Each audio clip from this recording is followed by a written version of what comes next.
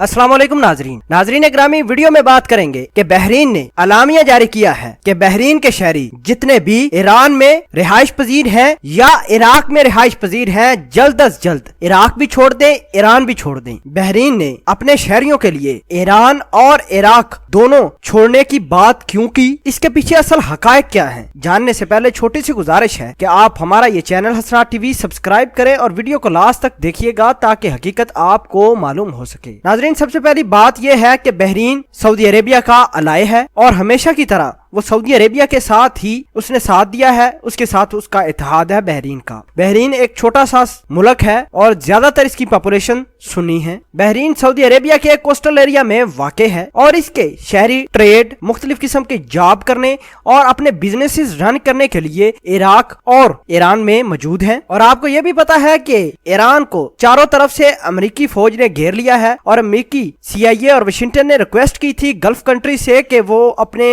समुद्री हदूद को इस्तेमाल करने दे अमेरिका की फौज को, और आज उनको इजाजत भी मिल गई है। और आपको ये भी आगाह करते चलें कि सऊदी अरेबिया ने एक आलमी कॉन्फ्रेंस बुलाई है जिसमें सऊदी अरेबिया अपने इत्तेहादी मुल्कों से बातचीत करेगा, ईरान को किस तरह टैकल करना है इस हवाले से भी बातचीत होगी। और ये कॉन्फ्रेंस 30 मई को मुनक्कद होने जा रही है। आपको ये बताते चलें कि ईरान बुरी तरह फंस चुका है और मुकम्मल तौर पर अकेला मुल्क रह गया है, क्योंकि कोई भी गल्फ कंट्रीज ने अभी तक ईरान का बाज़ाब्ता साथ देने से इनकार किया है। और जितने भी गल्फ कंट्रीज में मुमालिक हैं उन्होंने सऊदी अरेबिया और USA का पलड़े में अपना वजन रख दिया है। ईरान अब अकेला है, ईरान को चारों तरफ से घेर लिया है अमेरिकी फौज ने। और चूंकि हालात बड़े कशीदा है, इसी वजह से बहरीन ने कहा है कि उसके जितने भी शहरी अपना बिजनेसेस या किसी और काम के तहत रिहाइश पजीर है ईरान में या इराक में, वो जल्द अज जल्द ईरान भी छोड़ दें, इराक भी छोड़ दें। अमेरिका ईरान की इकोनॉमी को सिफर लाने और इसके तेल की दरामदात पर टैक्स और टैरिफ बढ़ाकर ईरान को डिफॉल्टर करना चाहता है, जो कि बिल्कुल उसकी स्ट्रेटेजी और पॉलिसी ठीक जा रही है। ईरान की करेंसी बिल्कुल मार्केट में क्रैश कर चुकी है। नाजरीन, इस तमाम तर कहानी और इस तमाम तर सिचुएशन को देखते हुए चूंकि ईरान और अमेरिका बिल्कुल फ्रंट पर हैं और ईरान के वजीर खारजा मुख्तलिफ मुमालिक का टूर कर रहे हैं, विजिट कर रहे हैं कि किसी तरीके से सालसी की जाए अमेरिका के साथ और अमेरिका और ईरान के दरमियान ये मामलात हल हो जाए। बहरहाल अभी तक किसी किस्म की सालसी